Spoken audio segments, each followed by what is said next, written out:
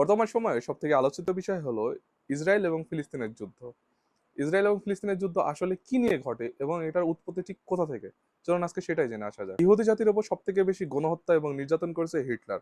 But আপনি এটা জেনে অবাক হবেন, হিটলারের থেকেও বেশি নির্যাতিত হয়েছিল 1900 দশকের বা আজ থেকে প্রায় 100 বছর আগেকার ইহুদি জাতি।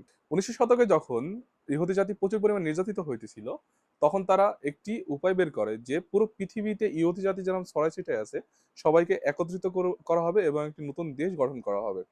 সো আমাদের কাছে যেমন মক্কা এবং মদিনা, এই দুইটা জায়গাকে ইসলামের দৃষ্টিতে সব থেকে বেশি পবিত্র এবং উত্তম জায়গা হিসাবে ঘোষণা করা হয়, ঠিক তেমনি ইহুদি জাতির জন্য জেরুজালেম হলো একটি পবিত্র স্থান এবং এই জেরুজালেমটি অবস্থিত হলো ফিলিস্তিনে। জেরুজালেমের দিকে যখন পুরো ইহুদি জাতি আস্তে আস্তে আসতে থাকে, তখন ফিলিস্তিনে থাকা মুসলমান জাতি ভাবে যে এরা তো নির্যাতিত এবং অসহায়, সো এদেরকে আশ্রয় দিয়ে ফেলে ওই টাইমে। আর এইটাই পুরো ফিলিস্তিনের জন্য কাল হয়ে দাঁড়ায়। আমার বর্তমান বিশ্ব ইসরায়েল এবং ফিলিস্তিনকে দুইটা ভিন্ন ভিন্ন দেশ আকারে জানলেও 1900 শতকে এটি ছিল একটি মাত্র দেশ এবং এটিকে পুরো নামে রাখা হতো ফিলিস্তিন হিসাবে।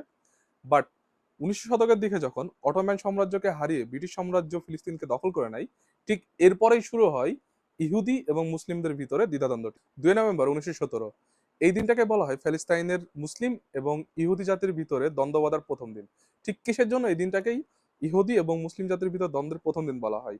যখন পুরো ব্রিটিশ সাম্রাজ্য ফিলিস্তিন দখল করে নেয়, ঠিক ওই টাইমে ব্রিটিশের পররাষ্ট্রমন্ত্রী বালফেও যখন দেখে যে ফিলিস্তিনে প্রচুর পরিমাণে মুসলিম আছে এবং ফিলিস্তিনের আশেপাশেও প্রচুর পরিমাণে মুসলিম রাষ্ট্র থাকা সত্ত্বেও ইহুদি জাতির জন্য কোনো নির্দিষ্ট পরিমাণের জায়গা বা নির্দিষ্ট কোনো দেশ নাই, ঠিক এই জন্য বালফেও তখন একটি প্রতিবেদন প্রকাশ করে যে ফিলিস্তিনকে পুরোপুরি একটি ইহুদি রাষ্ট্র বা ইহুদি দেশ হিসাবে ঘোষণা করা হবে। ঠিক এই একটি মাত্র প্রতিবেদনের ফলে ফিলিস্তাইনের মুসলিম এবং ইহুদি জাতির ভিতরে যুদ্ধ বা এই দ্বন্দ্বটি শুরু হয়ে থাকে।